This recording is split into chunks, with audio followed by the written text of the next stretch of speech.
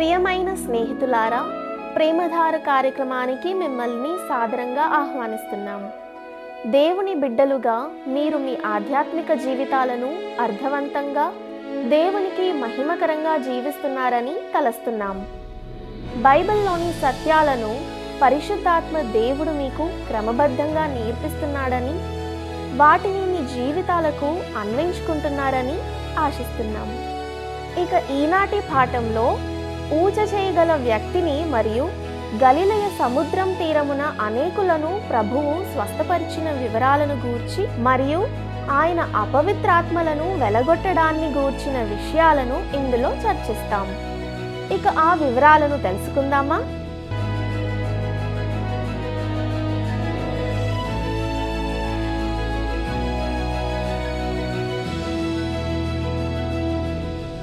క్రీస్తునందు ప్రియమైన ప్రేమధార టీవీ వీక్షకులందరికీ మన ప్రభువును రక్షకుడైన యేసు క్రీస్తు సాటి లేని నామంలో శుభములు తెలియజేస్తున్నాం.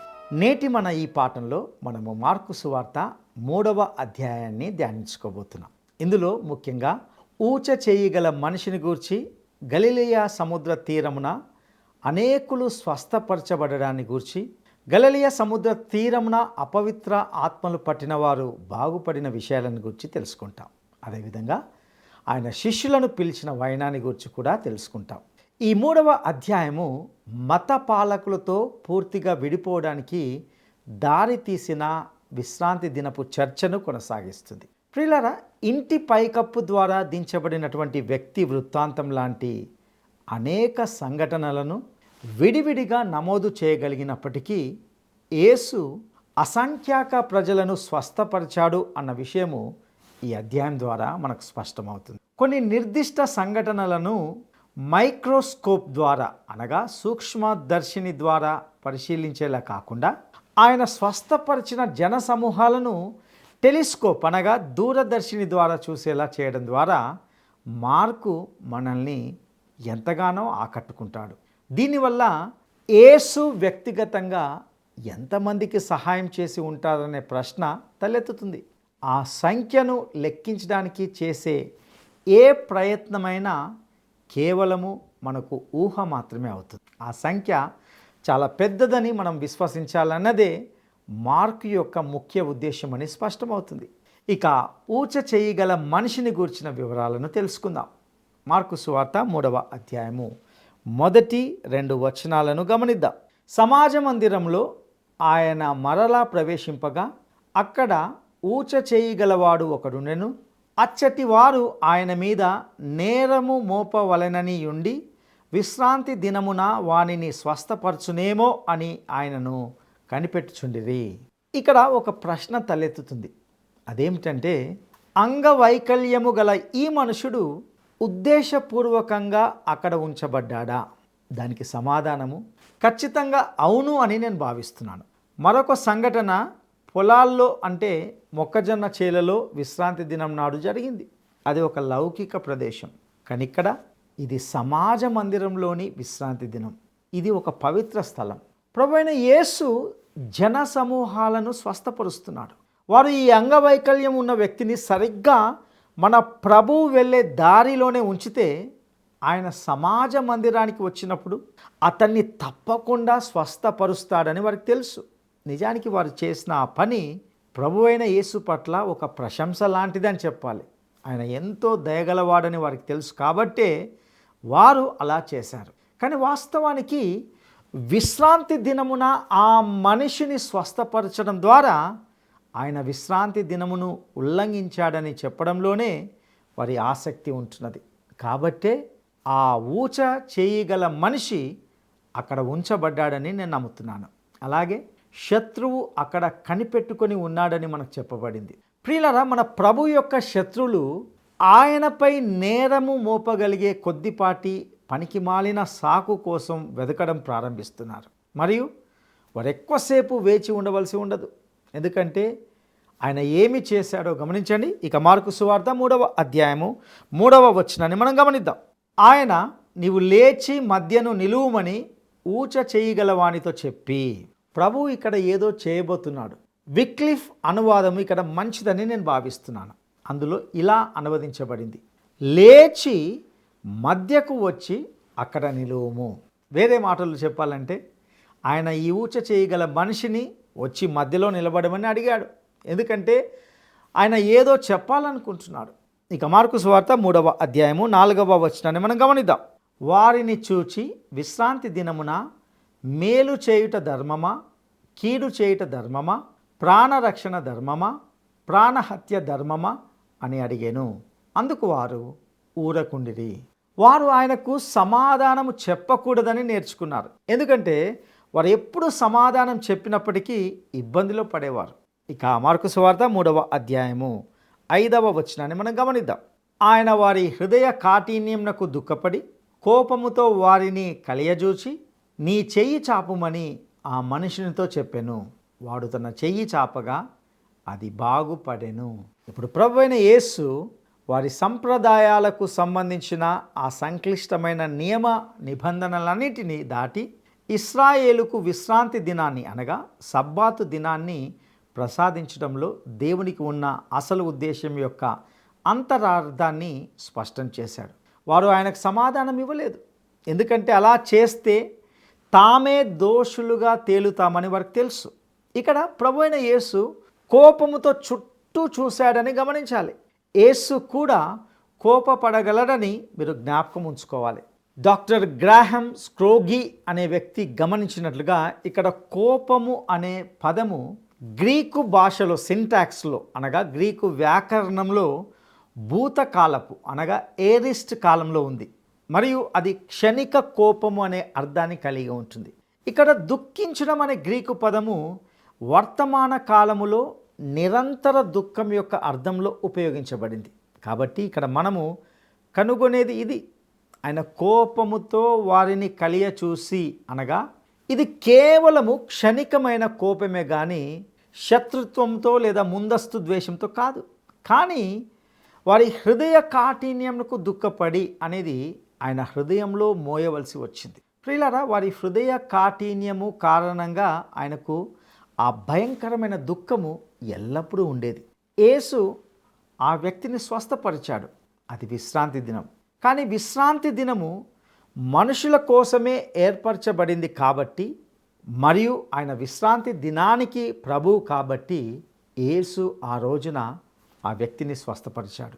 2వ అధ్యాయము చివరి భాగంలోని సంఘటనను మరియు ఈ సంఘటనను కలిపి మనము పరిగణించాలి.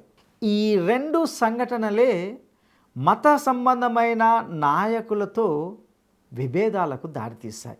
ఇక గలిలయ సముద్ర తీరమున అనేకులు స్వస్థపరచబడడాన్ని గురించి గమనిద్దాం.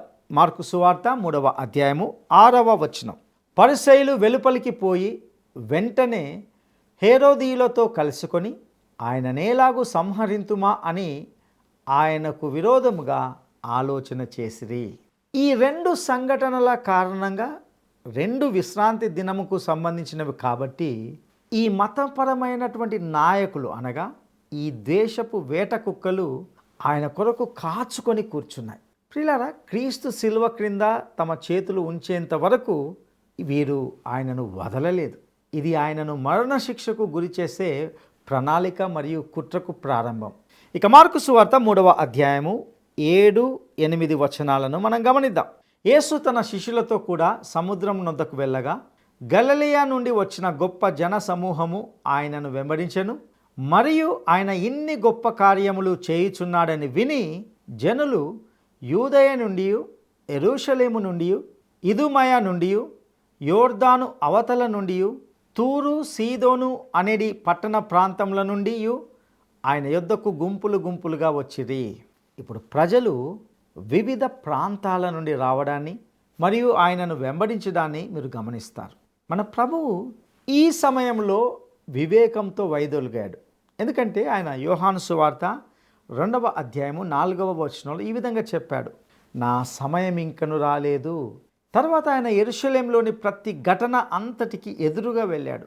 కానీ ఇప్పుడు ఈ సమయంలో మాత్రము ఆయన ఆ స్థలము నుండి అక్కడి నుండి వైదొలిగాడు. కానీ జనసమూహం మాత్రము ఆయనను వెంబడిస్తూనే ఉంది. ప్రియులారా, మీరు ఈ ప్రదేశాలను గమనించి వాటిని భౌగోళిక పటంలో వెదికితే అవి ఆ మొత్తం ప్రాంతాన్ని కవర్ చేస్తాయని మీరు కనుగొంటారు.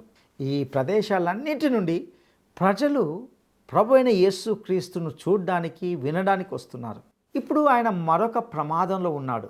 ఈసారి ఆ ప్రమాదము మత పెద్దల నుండి కాదు, ఎందుకంటే వారు చుట్టూన్న ప్రజలకు భయపడుతున్నారు. బదులుగా ఆయన జనసమూహం వల్ల చుట్టుముట్టబడే ఆ ప్రమాదంలో ఉంటున్నాడు. ప్రముఖ వ్యక్తులను జనసమూహం నుండి రక్షించాల్సి ఉంటుందని మీకు తెలుసు కదా. కాబట్టి యేసు ఏమి చేస్తాడో గమనించండి. మార్కు సువార్త 3వ అధ్యాయము 9-10 వచనాలను మనం గమనిద్దాం. జనులు గుంపు కూడగా చూచి వారు తనకు ఇరుకు కలిగింపకుండునట్లు చిన్న దోణి ఒకటి తనకు సిద్ధపరిచి ఉంచవలెనని ఆయన తన శిష్యులతో చెప్పెను. ఆయన అనేకులను స్వస్థపరచెను గనుక రోగపీడితులైన వారందరూ ఆయనను ముట్టుకొనవలెనని ఆయన మీద పడుచుండిరి. సమూహాలు ఆయనను అడ్డుకోవడమే కాకుండా వాస్తవానికి ఆయనను ప్రమాదంలో పడేస్తున్నాయి. వారు ప్రతి వైపు నుండి ముంచుకొస్తున్నారు. మరియు ఆయన అనేకులను స్వస్థపరిచాడని మనకు చెప్పబడింది. మీరు అనేకము అనే దానిని ఒక స్థూల సంఖ్యలకు తగ్గించలేరు. అనేకం అంటే అనేకం. ప్రియులారా, సువార్తలు ఆయన అనేక మందిని స్వస్థపరచడానికి కొన్ని నిర్దిష్ట ఉదాహరణలను మాత్రమే మనకు తెలియజేస్తాయి. ప్రజల ఆశ కూడా ముఖ్యమైనది. మీకు తెలుసా ప్రియ స్నేహితులారా, మానవ కుటుంబము అవసరతలో ఉన్న కుటుంబం. మనమందరము ఈ కుటుంబానికి చెందిన వారం. ఇక గలిలయ సముద్ర తీరమున ఆ అపవిత్ర ఆత్మలు ఆయన ఎవరో ఏమై ఉన్నాడో గుర్తించడాన్ని మనం గమనిద్దాం. మార్కు సువార్త 3వ అధ్యాయము 11-12 వచనాలను మనం గమనిద్దాం. అపవిత్రాత్మలు పట్టిన వారు ఆయనను చూడగానే ఆయన ఎదుట సాగిలపడి, నీవు దేవుని కుమారుడవని చెప్పుచూ కేకలు వేసిరి. తన్ను ప్రసిద్ధి చేయవద్దని ఆయన వారికి ఖండితముగా ఆజ్ఞాపించెను. ఇప్పుడు అపవిత్రాత్మలు ఆయనను గుర్తించాయని మనం చూస్తున్నాం.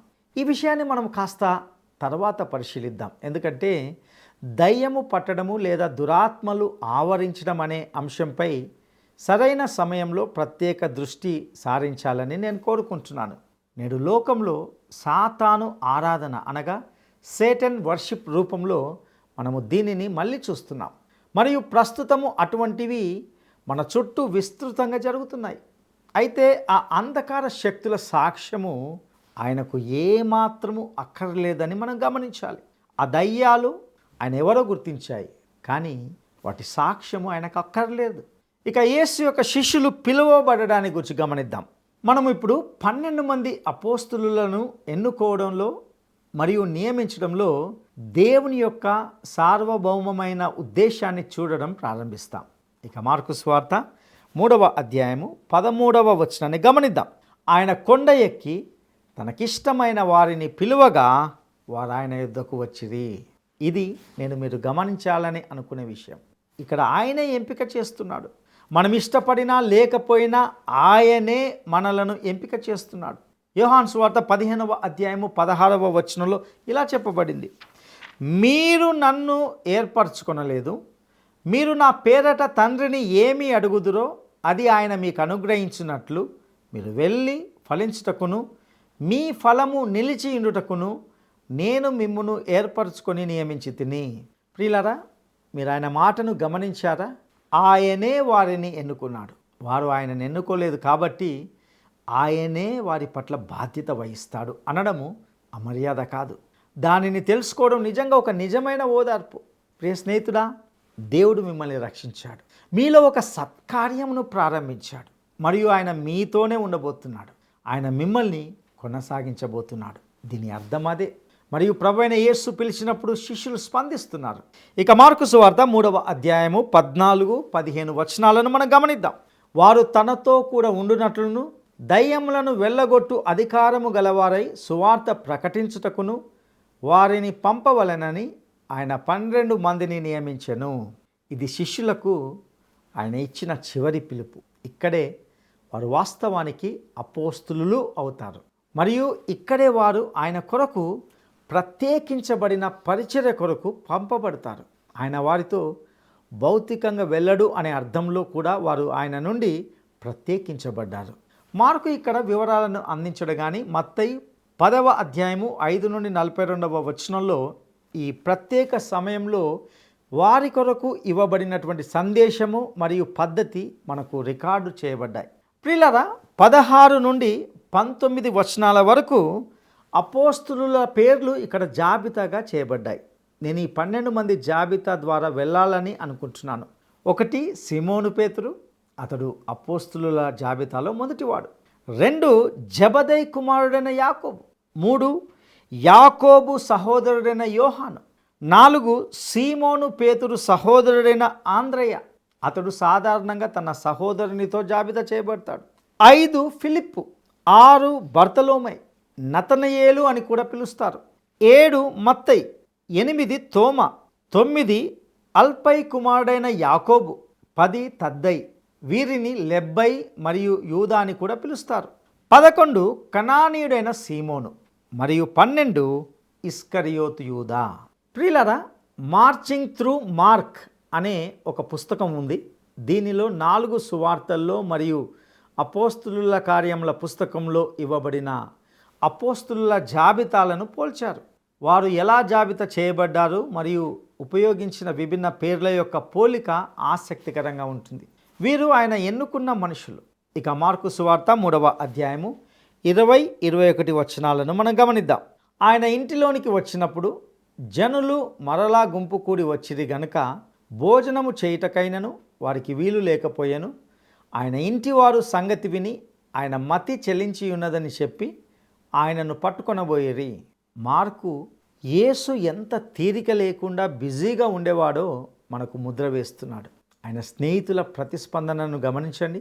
ప్రియులారా, ఒక మనిషి తన జీవితాన్ని ఇహ సంబంధమైన ఏదైనా ఒక కార్యంనకు అంకితం చేస్తే అతడు ఆ విషయంలో ప్రశంసించబడతాడు. ఒక సంగీతకారుడు, క్రీడాకారుడు, వ్యాపారవేత్త, కళాకారుడు, రాజనీతిజ్ఞుడు తన పనికి తనను తాను అర్పించుకుంటే అతని సంపూర్ణ అంకిత భావానికి గుర్తించబడతాడు. కానీ ఒక మనిషి తనను తాను దేవుని కార్యంనకు సంపూర్ణంగా అంకితం చేసుకుంటే అతడు మతి చెల్లించిన వాడిగా ముద్ర వేయబడతాడు. ఆయన బయల్జేబులు ద్వారా దయ్యములను వెళ్ళగొట్టాడని శాస్త్రులు ఆరోపించడాన్ని మనం చూస్తాం. మార్కు సువార్త 3వ అధ్యాయము 22వ వచనాన్ని గమనిద్దాం. యెరూషలేము నుండి వచ్చిన శాస్త్రులు ఇతడు బయల్జేబులు పట్టినవాడై దయ్యముల అధిపతి చేత దయ్యములను వెళ్ళగొట్టుచున్నాడని చెప్పిరి. ప్రియులారా, బయల్జేబులు ఒక అన్యమత దేవుడు.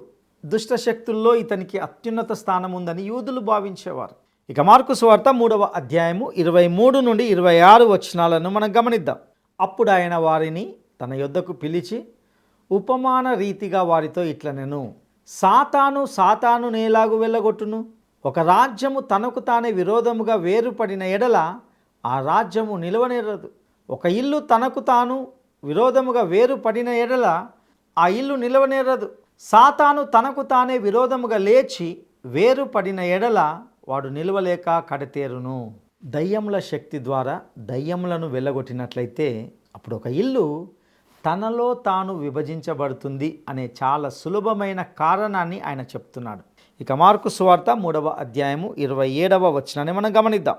ఒకడు బలవంతుడైన వానిని మొదట బంధించితేనే తప్ప ఆ బలవంతుని ఇంట జొచ్చి వాని సామాగ్రి దోచుకొన నేరడు.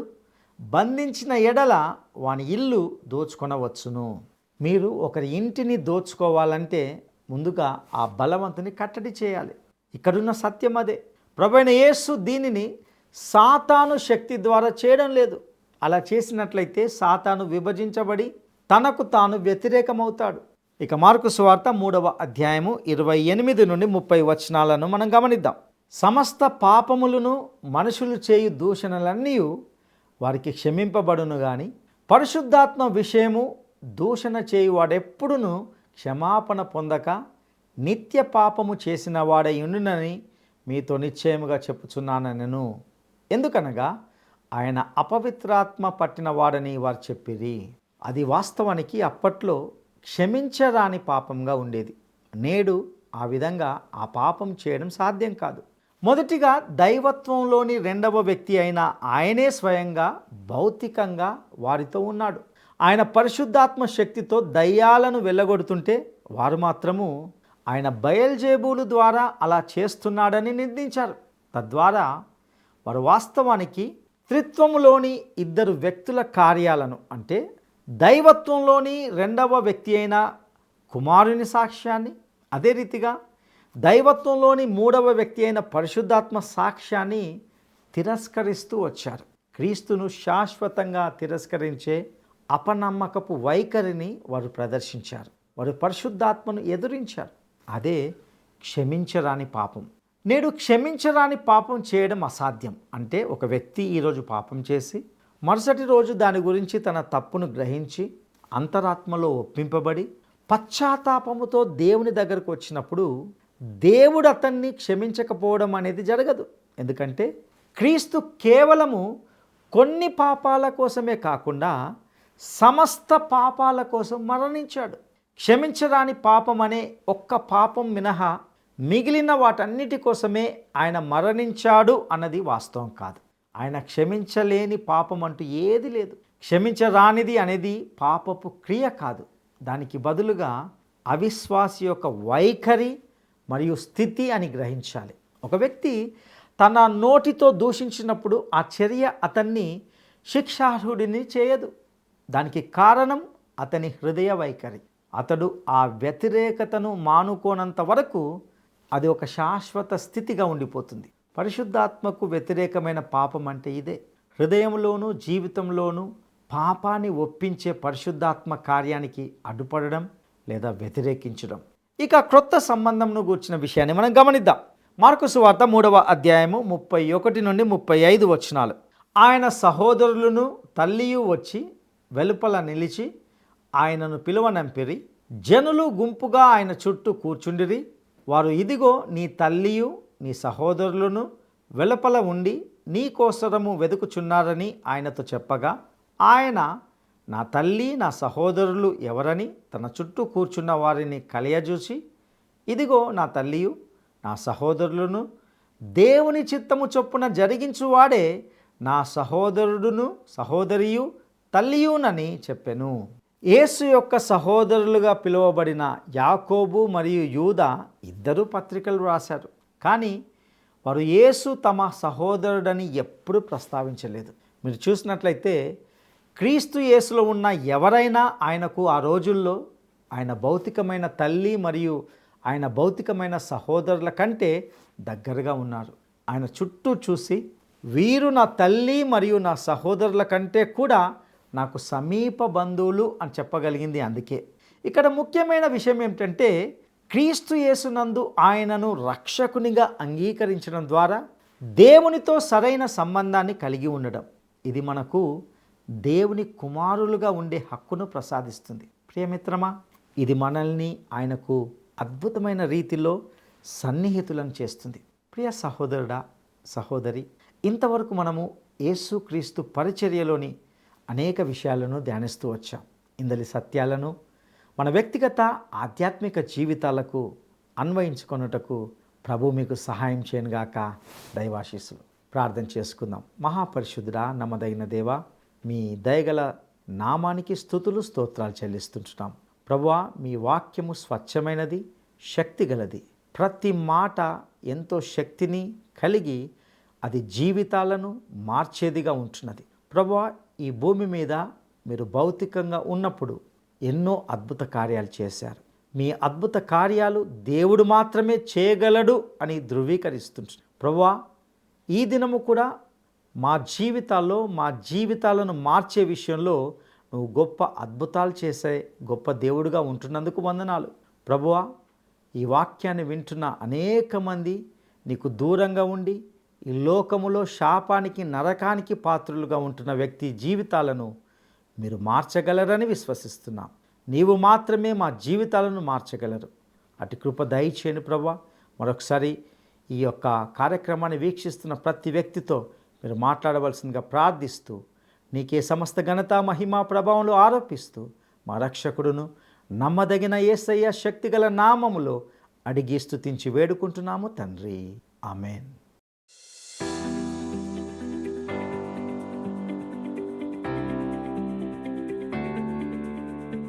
నిజమైన ఆత్మీయ బంధం అనగా యేసు సహోదరులుగా ఉండాలంటే ఏమి చేయాలి? నిజమైన ఆత్మీయ బంధం అనగా యేసు సహోదరులుగా ఉండాలంటే ఏమి చేయాలి? 1. దేవుని చిత్తంను జరిగించాలి. 2. భౌతికంగా దగ్గరగా ఉండాలి. 3. సమాజ మందిరంలో ప్రార్థించాలి. ఈ ప్రశ్నకు సరైన జవాబును ఈ వాట్సాప్ నంబర్కు పంపండి. మా వాట్సాప్ నంబర్ 9399952570. ఈ సందేశము విశ్వాసులుగా మనలో ప్రతి ఒక్కరిని ఎంతగానో ప్రోత్సహించిందని నమ్ముచున్నాము. ఆధ్యాత్మిక జీవితానికి సంబంధించి ఎన్నో విషయాలను ఈ సందేశము ద్వారా మనము తెలుసుకున్నాము. ఇందులోని అనేక సత్యాలను మన జీవితాలకు అన్వయించుకుందాం. మరిన్ని లోతైన సత్యాలను తెలుసుకోవడానికి లేక ప్రార్థన అవసరతలను తెలియజేయడానికి ఈ స్క్రీన్పై వస్తున్నటువంటి నంబర్తో మీరు మమ్మల్ని సంప్రదించవచ్చు. మీ ప్రతి ఫోన్ కాల్ మాకు చాలా విలువైనదని మీ కాల్ కోసం వేచి ఉంటాము. దేవుడు మీకు తోడై ఉండునుగాక.